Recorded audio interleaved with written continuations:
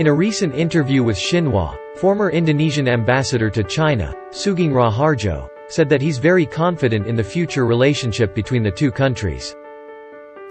Tidak ada cara lain kecuali setiap negara harus menjalin hubungan baik antara satu dengan yang lain, seperti apa yang dilakukan, yang kita lihat sendiri antara Indonesia dan China, dalam rangka menghadapi berbagai tantangan dan juga mencari jawaban untuk mencari solusi terhadap tantangan yang kita hadapi itu sendiri.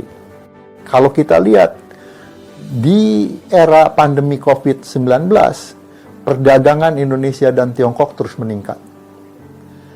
Nggak hanya perdagangan, investasi Tiongkok juga meningkat.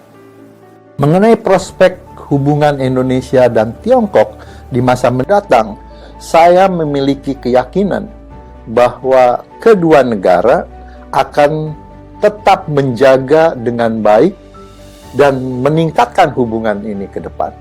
Harapan saya ke depan, di masa mendatang hubungan menjadi lebih kuat dan juga saling menghormati, saling membantu, sehingga akan memberikan hubungan kedua negara ini akan memberikan kontribusi positif bagi kesejahteraan tidak saja bagi kedua negara, tetapi juga di negara-negara di kawasan.